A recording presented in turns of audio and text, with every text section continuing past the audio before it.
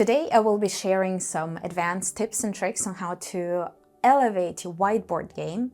If you want to check out the use cases, the pros and cons, and when and how to use them, check out this other video. Let's dive right into it. Whiteboards are not always just rectangular and big.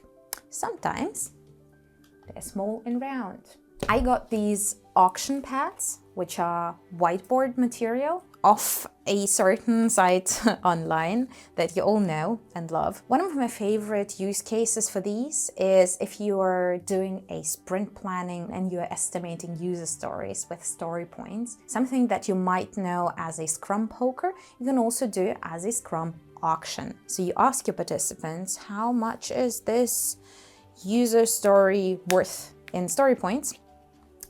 And they raise their bids. Don't forget that if you're asking your participants to use little whiteboards, you need to give them something to erase the marker with.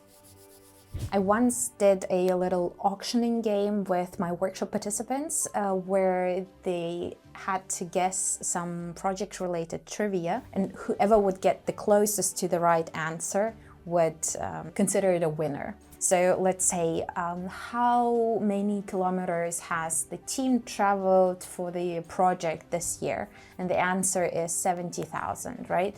So you have your participants guess, somebody goes 60K, somebody goes 100K,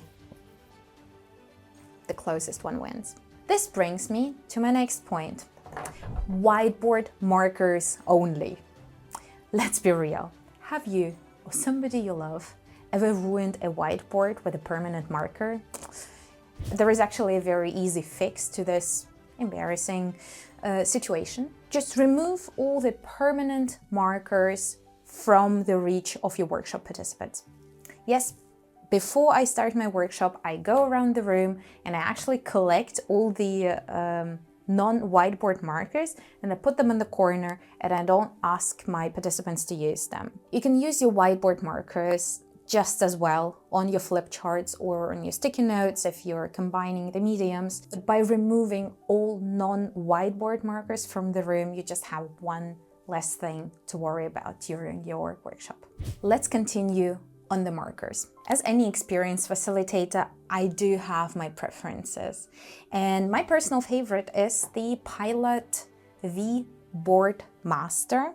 And I'm going to tell you why. They are rechargeable. They have a bullet tip. But the real reason I really like them is that the lines come out very thick, very consistent, and very, very black. The ink feels smooth and silky, and they actually don't smell, and they actually don't really dry out. I've ordered 2 boxes of these to give to my workshop participants a year ago, and I'm still waiting for my chance to actually change the cartridges, because it looks like a lot of fun, but the markers just don't wanna run out. When it comes to using colored whiteboard markers, I feel that I have tried out every brand there is, and I landed back with the Pilot V-Board Master.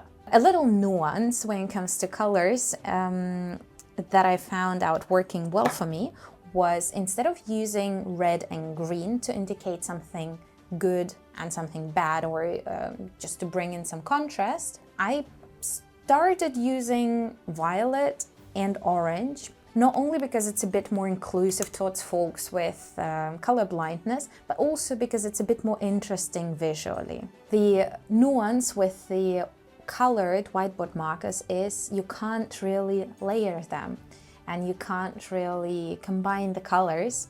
That's why I personally only use them as statements, as something to frame or underline very important points. I have tried a gray whiteboard marker from Neuland to bring in some shade to my drawings. Honestly, I haven't loved it so much, because with the whiteboard markers, whenever you use one on top of another line, it just erases the previous line. Let me know if you have any tips and tricks when it comes to using colored whiteboard markers.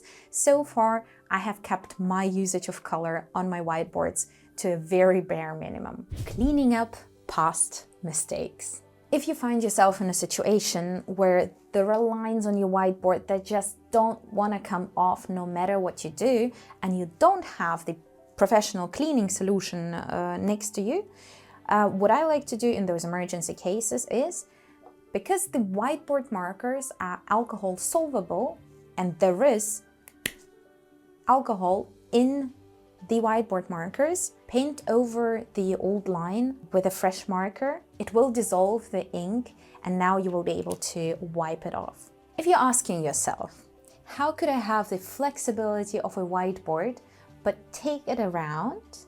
There is an answer to that.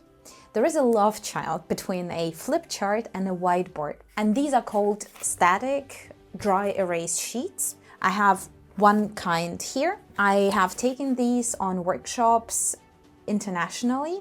They don't quite fit into your hand luggage, so you have to be carrying them around, but they provide the flexibility and reassurance that you will be able to facilitate no matter how the room is laid out. So the way these work is, you pull one sheet out and you stick it to a surface that's rather smooth.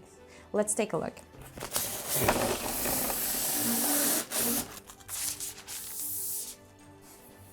There are obviously some downsides to this medium. First of all, it is erasable, but it is not multi-use. So you're basically throwing away plastic once you're done with them. On the other hand, you can stick them onto walls, onto windows, onto doors, onto the tables if you want to, and you can move them around the room. So let's imagine we're in the beginning of the workshop, we have collected expectations from the participants, and we want to be able to reference this sheet at the very end of the workshop again. Well, we just take it off our wall and put it somewhere in the window, in the door, so that people have it in front of their eyes and can keep re-referencing it.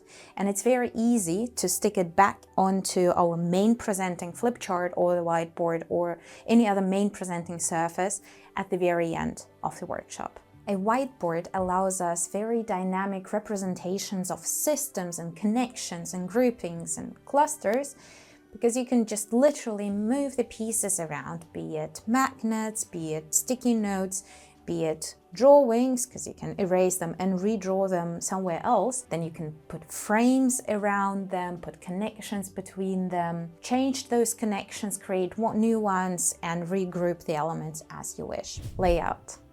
Pre-plan and use negative space. A whiteboard gets very busy very quickly, unless you pre-plan your layout and you're cautious about the use of the negative space. Let's take a look at a whiteboard that obviously hasn't been pre-planned versus a whiteboard where the text is written in square, bold letters. It's written in the black ink. We're only using colors to accentuate certain things, and we're using negative space to make sure that the importance of the key moments is very clear. That's why I like to split my whiteboard into an area where I put the key takeaways and the area which I use for quick notes and spontaneous documentation. Let me know down in the comments if I missed any important tips and tricks. If you have a favorite whiteboard marker, let me know. I'm very curious about that.